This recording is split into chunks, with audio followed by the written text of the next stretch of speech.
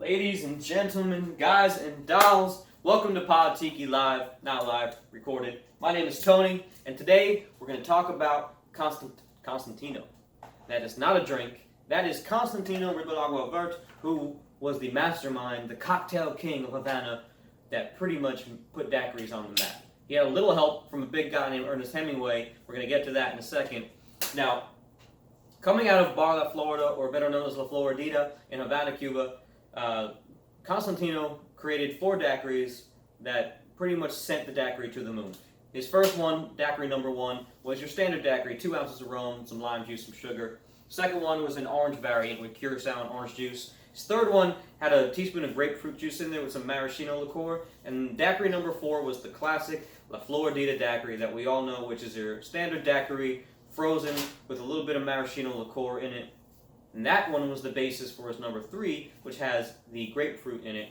And one day, Ernest Hemingway comes in, tries these daiquiris, gets hooked on them, but not being a fan of sweet drinks, he asks Constantino, which in itself, it's like going into a kitchen and asking the chef to make the food your way, but he goes in there. When you're Ernest Hemingway, you can do that kind of stuff. He goes in there and he asks Constantino to make him a daiquiri, no sugar, double the rum, double the grapefruit. So he's got this tart, rummy, unsweetened beverage. Now, when I was in Havana Vieja, my fiance tried one of these. I took a couple sips of it. Let me just tell you, my liver is not as big as his, and I'm not sure I can down those all day like he did. But the Floridita daiquiri was probably one of my favorite drinks that I've ever had. And it's incredible. The daiquiri was made to be had on ice, so as a lot of cocktail geeks, we'll make it as a cocktail and kind of bemoan the frozen daiquiri. The frozen daiquiri is actually how it's made in Cuba, how it was made to be made. Before there were blenders, you made it with shaved ice, snow ice, things like that. Today we're going to make an amalgamation. We're going to take that daiquiri number 3 that Constantino made, and we're going to take that Hemingway daiquiri, that Papa Doble, and we're going to kind of meld them together. We're going to bring the rum down, leave the grapefruit in the middle, put the sugar back up, and we're going to make somewhere in between a Floridita daiquiri and a Papa Doble, kind of tone the Papa Doble down and make it palatable for normal people. Now, if you want to breathe fire, you can just take the sugar out of this and add double the rum, and there's your Papa Doble. But we're going to make something that called the Hemingway Special, or the Hemingway Daiquiri. This is my own little twist on it because I like a little bit more grapefruit, and with the sugar still a little bit down, but we're going to stick to Constantino's basic ingredients and basic recipe. First of all, the rum is the most important. And of course, if you can get your hand on some Havana Club Tres Años, that's what you want to use. I'm not going to use it today because I'm almost out, and unfortunately, here in the US, can't really come by it too often. Your second choice for that would be the Havana Club made in Puerto Rico. Now, this is the original recipe from the Archibald family. Bacardi bought them out, uses their own recipe, uses the Archibald family recipe, which is the real Cuban Havana Club recipe. This one's not owned by the Cuban government. This one's out of Puerto Rico, owned by Bacardi. And although it's not aged 3 years, there's still something about it. It has a lot more flavor than your regular Bacardi, and with still having that Caribbean rum. You know, the Cuban, Puerto Rican, Dominican style of making rum, they pretty much put that Spanish clear rum on the map, and they still do it better than anybody else. So I would go with this if you can. But sometimes when there's a lot of tartness and a lot of extra flavors, the flavor of the rum gets lost in the... Now this one sticks through pretty good, but I want something that sticks through even better. Something to add a little bit of funkiness to it. For that, we're going to use Plantation 3-Star. This is a amalgamation 3 ways using rum from Barbados, Trinidad, and Jamaica.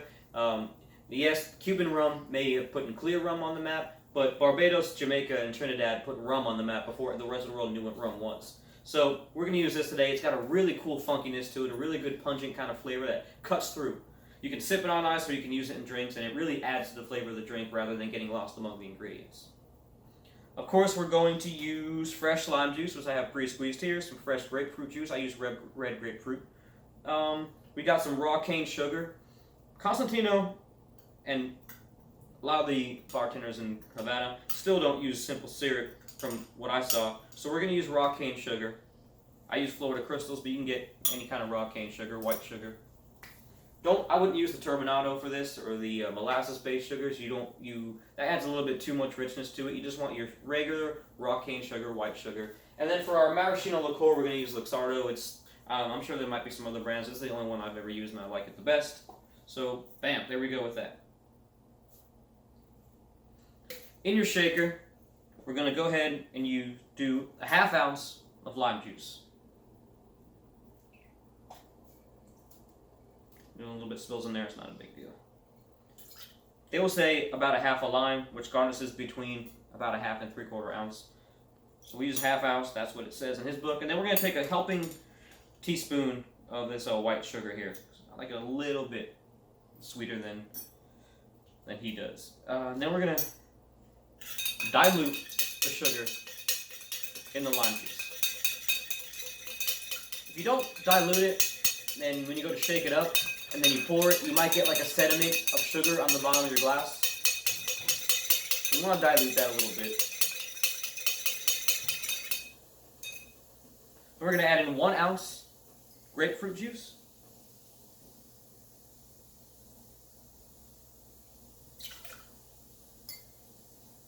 ¼ ounce maraschino liqueur, which is about a bar spoon.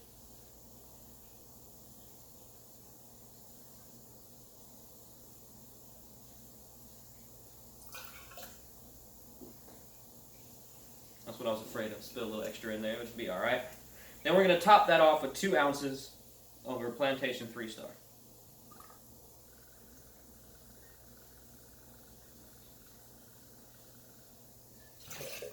Bang.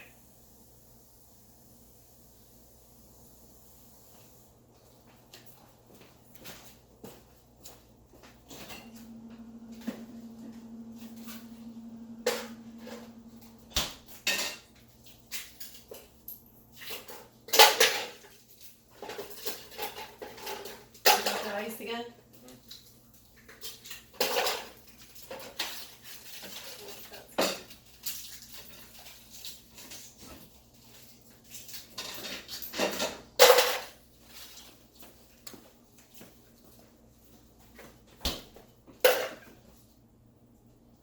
And we'll put there with about 4 pieces of cubed ice.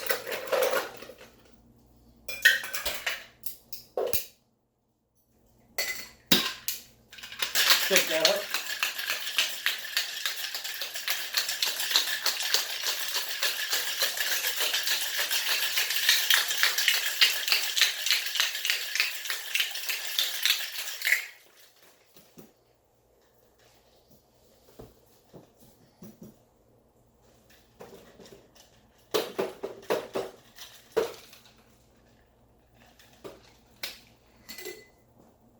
Sorry about that. Strain that.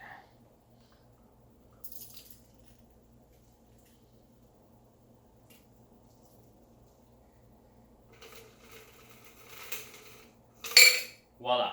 You get a pallid pinkish cocktail.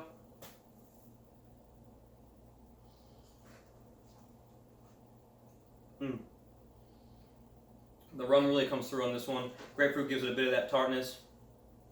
The 1 teaspoon of sugar doesn't make it overly sweet or syrupy. I prefer to use sugar over syrup because I don't like that syrupy kind of mouthfeel.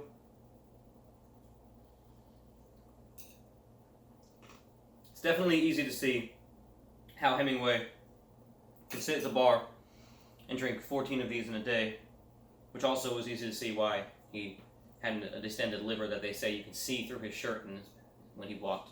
So, enjoy in moderation. And please follow me at pod_Tiki on Instagram, rum_poet on Instagram. Leave your comments, let me know if there's a drink you want me to try next. And please listen to Pod Tiki, podtiki.com or shareyourbuzz.com. Go to the Pod Tiki tab or Pod Tiki archive tab, and you can find all the episodes there. We actually went into a whole thing about the daiquiri and the different daiquiris and the Florida. So please go back, check it out, and let me know what you think. Thank you.